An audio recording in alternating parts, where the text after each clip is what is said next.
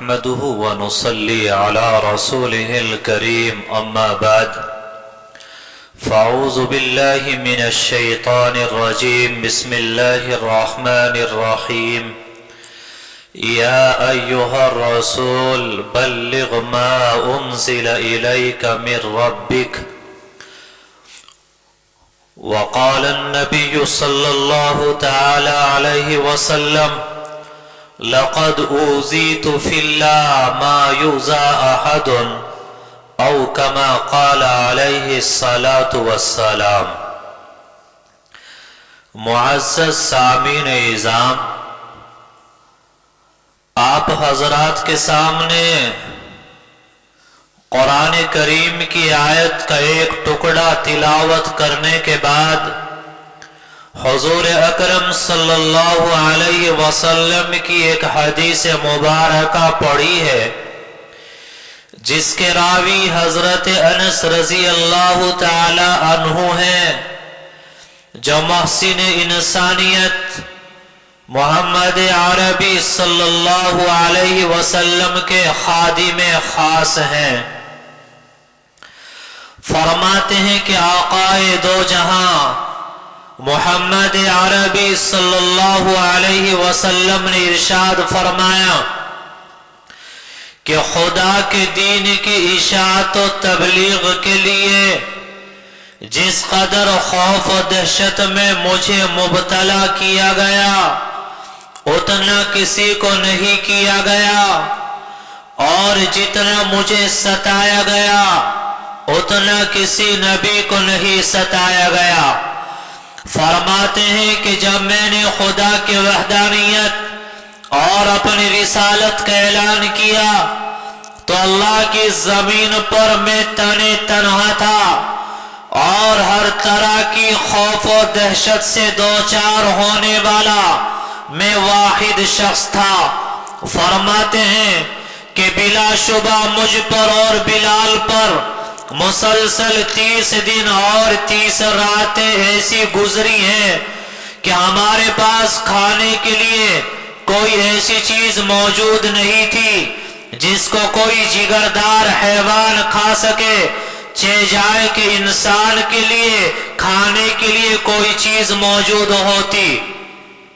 چنانچہ بخاری شریف کی روایت ہے، حضرت ابو ہریرہ رضی اللہ تعالی عنہ فرماتے ہیں کہ حضور اکرم صلی اللہ علیہ وسلم اس دنیا سے تشریف لے گئے اور آپ نے کبھی بھی مسلسل 2 روز تک جو کی روٹی سے پیٹ نہیں بھرا، چہ جائے کہ گندم کی روٹی سے پیٹ بھرا ہو۔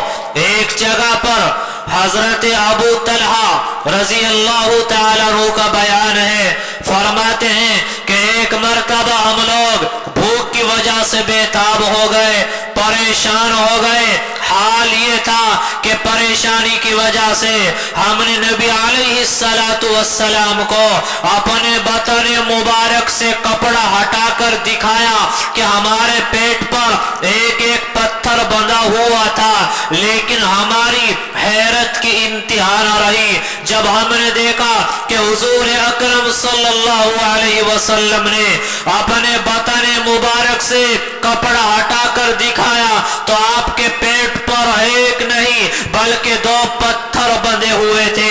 وہ آقا ہے دو جہاں، جس کی وجہ سے کائنات کو بنایا گیا، جس کی وجہ سے ہمیں اور تمہیں پیدا کیا گیا، جس کی وجہ سے اس پوری کائنات کو سجایا گیا، لیکن عالم یہ ہے کہ پیٹ پر 2 پتھر بندھے ہوئے ہیں۔ حضرت عائشہ رضی اللہ تعالیٰ عنہ فرماتی ہیں کہ آپ علیہ السلام اس دنیا سے تشریف لے گئے اور آپ کی ازواج مطہرات، آپ کے اہل بیت، آپ کے متعلقین نے مسلسل 2 روز تک جو کی روٹی سے پیٹ نہیں بھرا، چہ جائے کہ گندم کی روٹی سے پیٹ بھرا ہو۔ ان تمام احادیث سے معلوم ہو جاتا ہے کہ آپ علیہ السلام نے ہمیشہ فقر و فاقے کی زندگی گزاری ہے۔ حالانکہ ایسا نہیں، اللہ کی طرف سے کہا گیا اے میرے پیغمبر اگر آپ کہیں تو آپ کے لیے بطحائے مکہ یعنی مکہ کے سنگریزوں کو آپ کے لیے سونے کا بنا دیا جائے. آپ کہیں آپ کے لیے مکہ کے پہاڑوں کو سونے کا بنا دیا جائے, یہ آپ کے ساتھ چلا کریں, مال و دولت کا انبار آپ کے پاس ہو. لیکن آپ علیہ السلام نے فرمایا کہ اللہ میں تو یہ چاہتا ہوں کہ ایک دن فاقے سے رہوں, ایک دن پیٹ بھر کر کھانا کھاؤں. جس دن پیٹ بھر کر کھانا کھاؤں میں تیرا ذکر کروں, تجھے یاد کروں, تیرا شکر ادا کروں. اور جس دن فقر و فاقہ ہو اے اللہ میں صبر کروں. ان تمام احادیث سے معلوم ہوتا ہے کہ آپ علیہ السلام نے اس دنیا سے ذرہ برابر کوئی تعلق نہیں رکھا ہے. حدیث پاک کے اندر آتا ہے حضرت عبداللہ ابن مسعود رضی اللہ تعالیٰ عنہ فرماتے ہیں کہ ایک مرتبہ نبی علیہ السلام کی خدمت میں حاضر ہوا. آپ سو کر اٹھے تھے, آپ کے نیچے ایک بوریا بچھا ہوا تھا. آپ سو کر اٹھے تو آپ کے بدن پر بوریے کے نشان پڑ چکے تھے.